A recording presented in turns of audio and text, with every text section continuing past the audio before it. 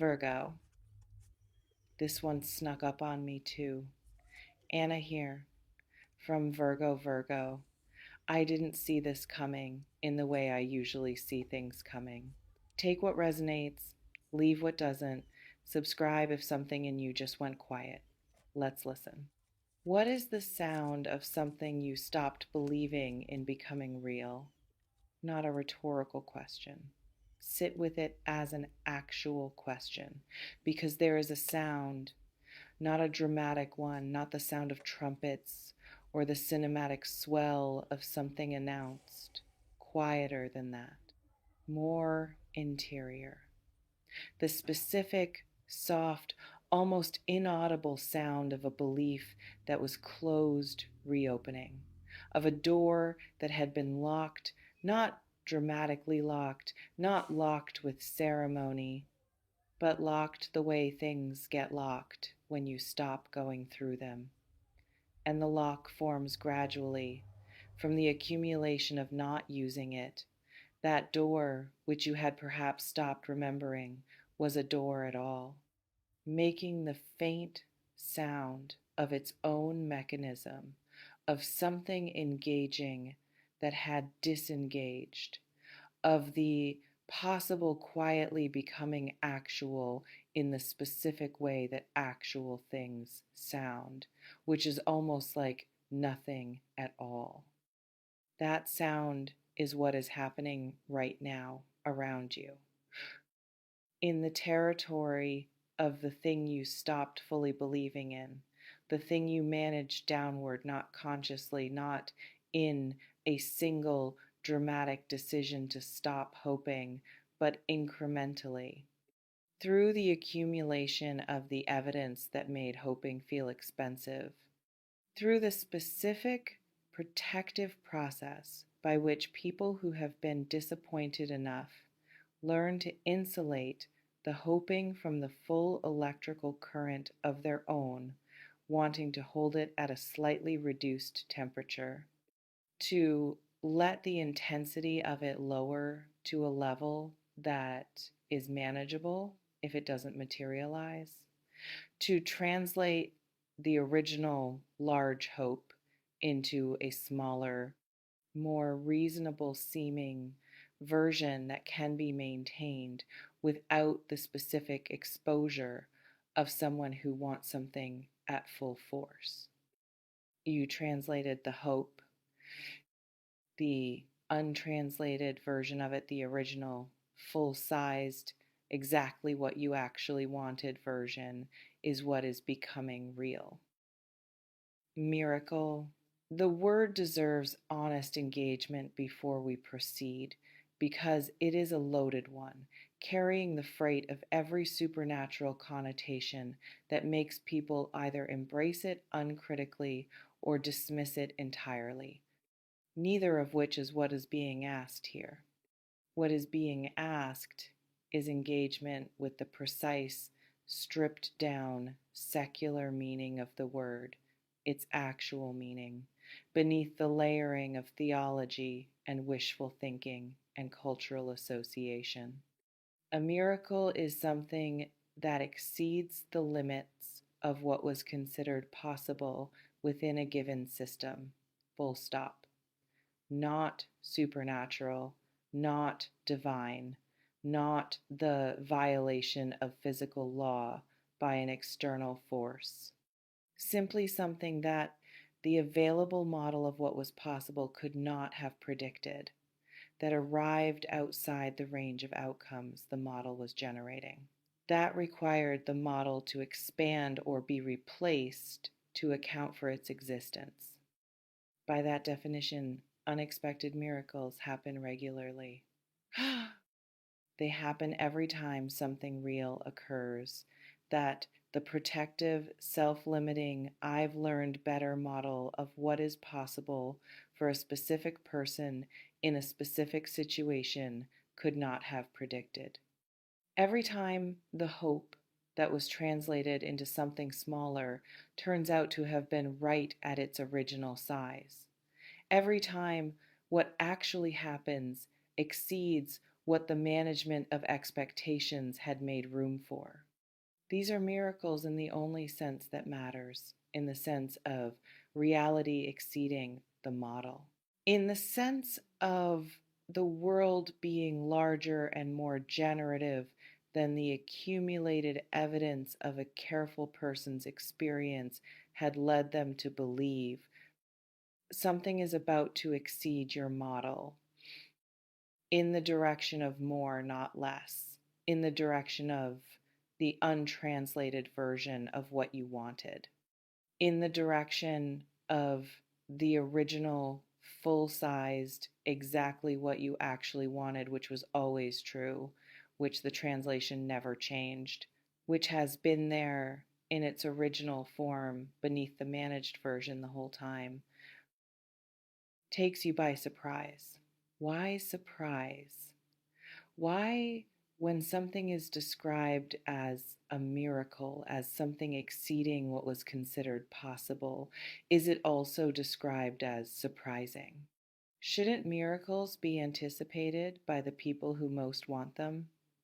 Shouldn't the hope that was maintained, however reduced in temperature, have produced some expectation of its own fulfillment? No.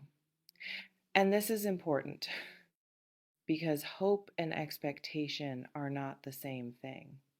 Hope says this could happen, expectation says this will.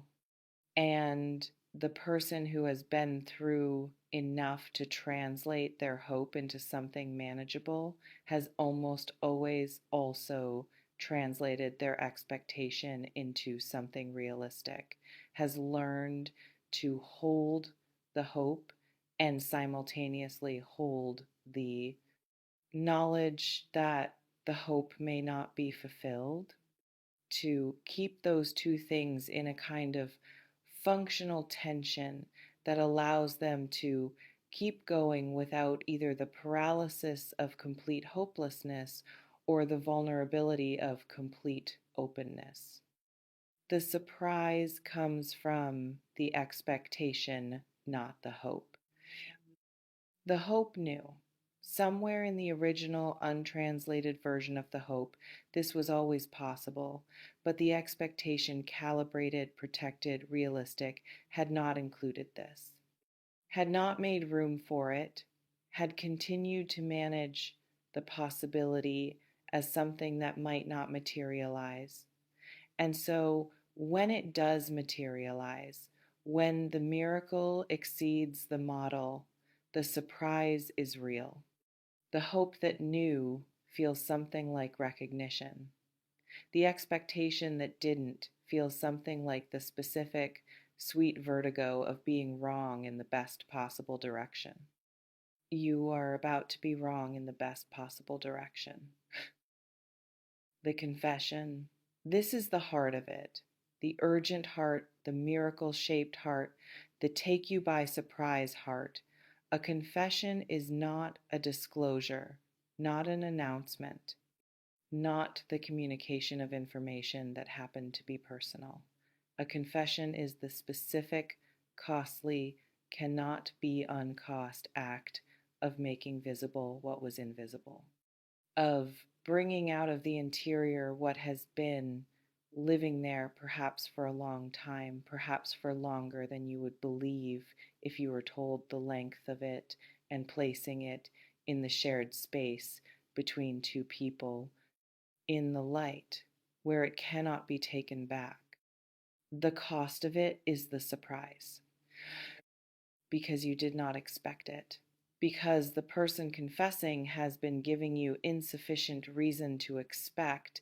It has been maintaining whatever their interior was doing, a surface that did not prepare you for this, has been keeping the interior work of confession in progress, the assembling of courage, the accumulating of readiness, the repeated arriving at and retreating from the moment of saying, hidden from your view, so that when the moment finally comes, when the retreating stops and the saying begins, it arrives in a space that was not braced for it, not defended against it, open, because unguarded in the specific and rare way that makes the receiving of something true possible.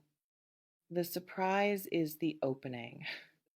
It is what allows the confession to land where it needs to land.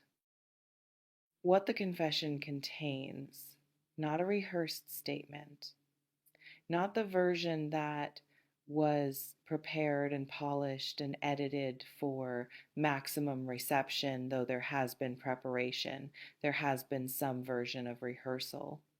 There has been the imagining of this moment and what it might look like from both sides.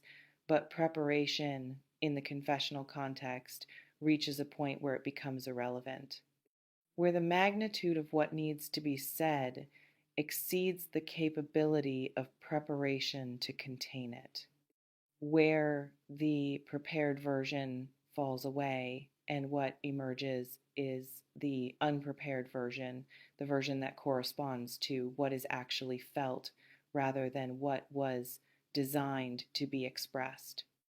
The unprepared version is the real one. And the real one contains the following: in whatever form the saying of it takes, the length of the carrying.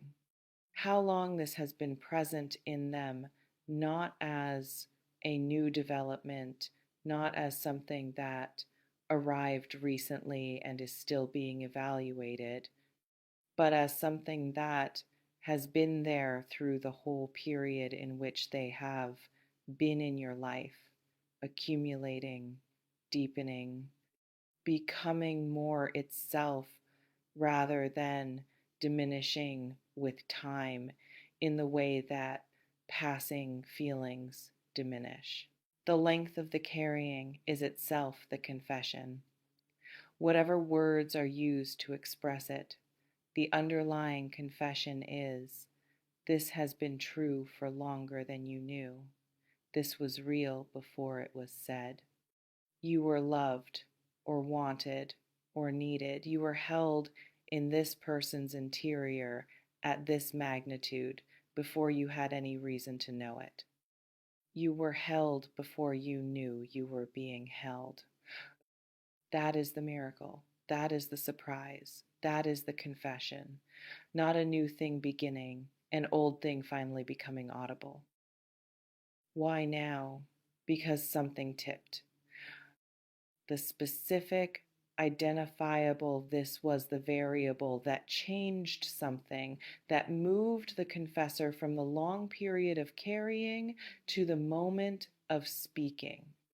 Not a dramatic event. People who have been carrying something for a long time tend to have their confessions triggered by small things, by the specific, private, impossible to anticipate event of encountering their own limit, of reaching the point at which continued silence costs more than speaking, of finding in some ordinary moment that the weight of the unexpressed has exceeded the weight of the exposure required to express it.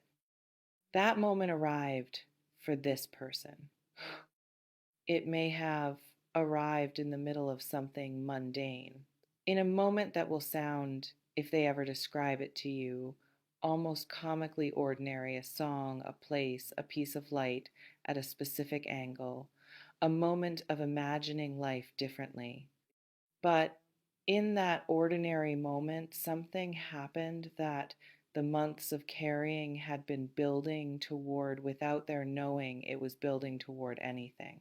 The container reached its capacity. The pressure found its exit. The retreat stopped. The saying begins. How to receive a surprise confession, slowly. This is the instruction, and it runs counter to the impulse, because the impulse, when something unexpected and significant lands, is to respond immediately, to match the energy of the confession with a response of equivalent magnitude, to give the person who just made themselves profoundly vulnerable the immediate relief of knowing how their vulnerability was received. The impulse is generous. It is also slightly too fast. Let the confession finish before the response begins. Whew. Let it be fully said. Let them complete the saying in whatever form it takes, however halting, however imperfect, however different from the version they rehearsed.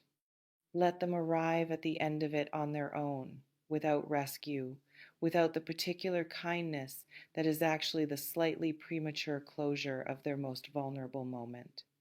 The saying needs to be complete. The confession is not complete until it is, and the completing of it is itself a thing of value, the experience of having been allowed to finish saying something that has been unsayable for so long. The full arc of it, the arrival at the end of it, and the specific quality of emptiness after that follows the long carrying of something that has finally been set down. Let them set it down, then receive it fully from the place in you that was always going to know what this was and what it meant and what, if anything, you want to do about the knowing. From the place that has its own version of the untranslated, its own original full-sized version of something it has been managing, from the place that will recognize what is being offered because it has been holding the corresponding thing for longer than it has been comfortable admitting. The corresponding thing, it is there. The miracle is not that something impossible happened. It is that something true became audible, that the long, invisible, interior reality of two people, the specific, unrepeatable, corresponds only to each other reality of what they carry in relation to one another, finally made the crossing from interior to exterior, from private to shared, from the silence in which it had been living to the air in which it can now be heard. Miracles in the human register are almost always like this. Not the violation of physical law, the violation of the interior silence that keeps real things from being spoken. The moment when someone finds, against the weight of all the reasons not to, the specific courage of the true thing, when the lock on the door